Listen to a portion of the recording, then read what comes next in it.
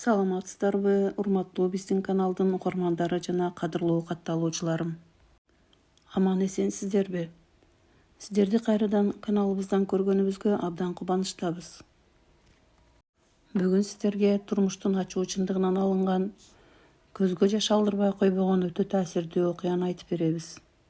Байлыкка, мансапка азгырылып, өзүнүн ак сүтүн берип чоңойткон энесинен баш тарткан кыздын өкүнүчтүү тагдыры кимди болбосун ойго салат.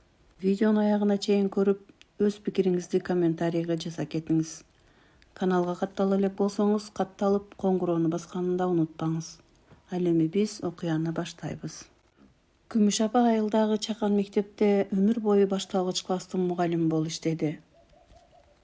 Жолдошу Жылдыз кичинекей кезде эле оорудан улам дүйнөдөн кайткандыктан, Күмүш апа кызын жалгыз өзү түн уйкусун бөлүп чоңойтту. Көчөдөн бирөө саткан таттууну көрсө, өзү жебей кызына ташып, кыштын күнү суукта үшүбөсүн деп, өз жоолугун кызына ороп, баардык мээримин Жылдызга төктү. Жылдыз мектепти аяктап, Борбордогу эң беделдүү университеттердин бирине окууга өттү. Энеси болсо айылда калып, пенсиясын жана огороддон тапкан ташканын кызына жөнөтүп турду. Кызы Жылдыз барган сайын өзгөрө баштады. Шаардын заңгыраган имараттары, кымбат кийинген курбулары анын көзүн чагылдырды. Ал өзүнүн айылдан келгенине, энесинин жөнөкөй мугалим экенине уяла баштады. Убакыт өтүп, Жылдыз шаардагы эң таасирдүү миллионер бизнесмендин уулу Арсен менен таанышты. Арсендин үй бүлөсү абдан текебер, адамды байлыгына карап баалаган адамдар эле. Жылдыз Арсендин көзүнө сүйкүмдүү көрүнүү жана алардын үй бүлөсүнө жагуу үчүн чоң калпты айта баштады.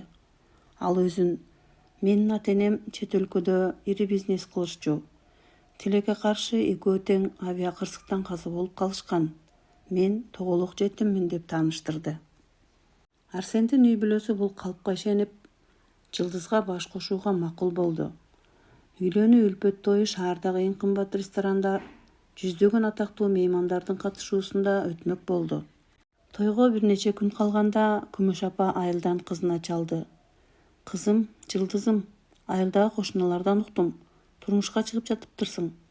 Батамды берейин, мен да тойго барайын». Жылдыз телефондон калтырап, айланасында эч ким жокпу деп карап алып, каттуу үн менен мындай деди: «Апа, сиз эмне деп жатасыз? Шаарга келбейсиз. Кайненемдер мени тектүү жердин кызы деп билишет. Мен аларга ата-энем каза болгон деп айткам. Сиздин айылдык, карапайым кепетеңизди көрсө, менин сырым ачылат. Мен мындай бай адамдардын арасында шылдың боло албайм. Мага экинчи чалбаңыз» деп телефонду өчүрүп салды. Күмүш апанын колунан телефону түшүп кетти. Бул сөздөр анын жүрөгүнө канчардай сайылды. Той аябай шаан шөкөт менен өттү. Ресторандын ичинде кымбат тамак аштар, байлардын куттуктоолору жаап жатты. Топтолгон меймандардын арасында Жылдыз тоту куштай кооз көйнөк кийип, өзүн эң бактылуу сезип жатты. Бирок анын тарабынан тойдо бир да тууганы, бир дагы жакын адамы жок эле. Бирок энелик жүрөк чыдабады. Күмүш апа кызын алыстан болсо да бир көрүп, ага ак батасын бергиси келди. Ал колундагы акыркы тыйынына автобуска билет алып, шаарга келди. Түн ичинде жаан жаап жаткан. Күмүш апа ресторандын оозунда суукта калтырап туруп калды. Колунда кызы кичинесине жакшы көргөн сүт менен өзү жапкан ысык наны бар эле. Той бүтүп, коноктор күйөө бала менен келин сыртка чыгышты. Күмүш апа чыдай албай, жашын сүртүп кызына жакындап барды. «Жылдызым, балам, бактылуу бол» деп колундагы баштыкты суна берди. Арсен жана анын кадырлуу ата-энеси таң кала карап калышты. Жылдыздын өң кумсарып, жүрөгү токтоп кала жаздады. Чындык ачылып калуудан корккон кыз көзүн таш кылып, энесин көздөй кыйкырды. «Бул ким өзү? Кайырчысызбы? Эмнеге тийишип жатасыз?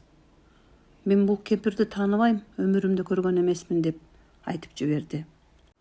Күмүш апанын колунан баштыгы түшүп, ичиндеги ысык нан ылайга булганды.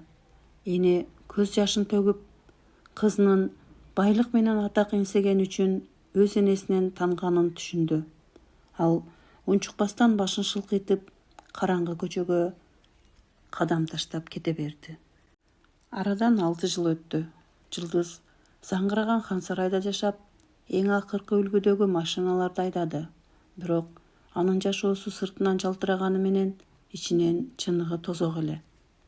Себеби арадан бир аз убакыт өтпөй эле күйөөсү Арсендин чыныгы кылыгы чыккан.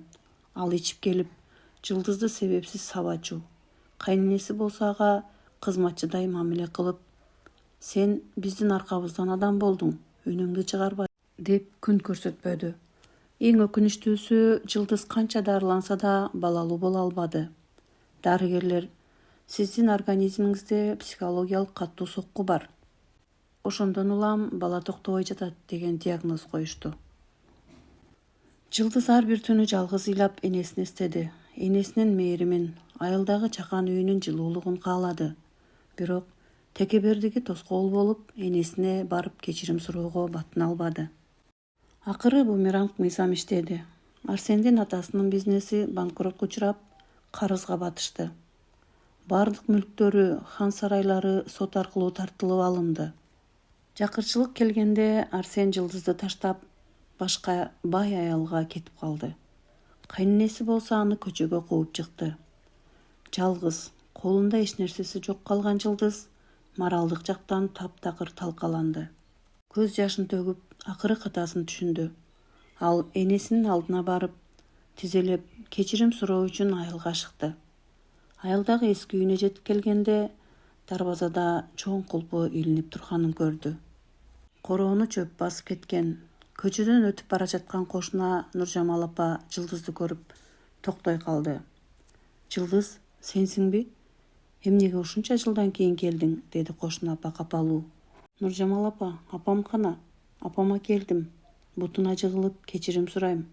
Ачыңызчы эшикти, деди Жылдыз ыйлактап. Кошуна апа ооруч көрүнүп, көзүнө жаш тегеренди. Эх, кызым, өкүнүчтүүсү сен өтө кечиктиң. Күмүш эже сен шаардагы тойдон сени тааныбайм деп кууп жиберген түнү айылга ыйлап келген. Ошол күндөн баштап ооруп төшөктөн тура албай калган. Кызым келип калабы деп күн сайын жол карап отуруп, мындан 2 жыл мурун дүйнөдөн кайткан. Жылдыздын буту калтырап, жерге кулап түштү. Ал өкүрүп ыйлап жатты. Кошуна апа көйнөгүнүн чөнтөгүнөн эскирген саргайган кагазды алып чыгып, Жылдызга сунду. Бул сенин энеңдин өлүм алдында сага калтырган акыркы каты. Жылдыз калтыраган колдору менен катты ачты. Катта мындай деп жазылган эле. Менин карегим Жылдызым, сенин шаарда бай жашап жатканыңды угуп, ичимен сүйүнүп жүрдүм. Мени тойдон кууп жибергениңе таарынычым жок, балам. Мен сени эч качан каргаган эмесмин. Эне жүрөгү баласын каргай албайт да. Мен сени кечиргем. Мен жөн гана сенин бактылуу болушуңду кааладым. Бирок унутпа, кызым. Алтын менен байлык убактылуу нерсе. Ал эми энелик мээрим түбөлүктүү. Эгер бир күнү кыйналып калсаң, үйгө кайт. Мен сени дайыма күтөм. Жылдыз катты кучактап, айылдын көрстөнүнө чуркады. Ал энесинин мөрзөсүнүн топурагын кучактап, таң атканча кечирим сурап өкүрүп ыйлады. Бирок таш мөрзө жооп берген жок. Акырында эмне болду? Жылдыз байлыктан да, кадыр-барктан да, үй бүлөдөн да ажырап, эң башкысы дүйнөдөгү эң кымбат адамы энесинин тирүүсүндө кечиримин алуу мүмкүнчүлүгүнөн түбөлүк ажырады. Ал шаарга кайтып барган жок. Айылдагы энесинин эски үйүндө жалгыз калып, өмүрүнүн аягына чейин энесинин эстелигине таазим этип, өкүнүч жана өкүнүчтүү көз жаш менен жашап өттү. Көрдүңүздөрбү, урматтуу угармандарым, бул дүйнөдөгү эң чоң байлык сени шартсыз сүйгөн, сени кандай болсоң ошондой кабыл алган ата-эненин бардыгы. Байлык, бийлик, кооз жашоо өтүп кетет. Бирок ата-эненин ордун эч качан эч нерсе толтура албайт. Ата-энебиздин тирүүсүндө баалайлы, кадырлайлы. Окуя сизге кандай таасир калтырды? Өз ой-пикириңизди комментарийге жазып калтырыңыздар. Видеого лайк басып жакындарыңыз менен бөлүшүүнү да унутпаңыздар. Кийинки таасирдүү видеолордон көрүшкөнчө аман эсен туруңуздар.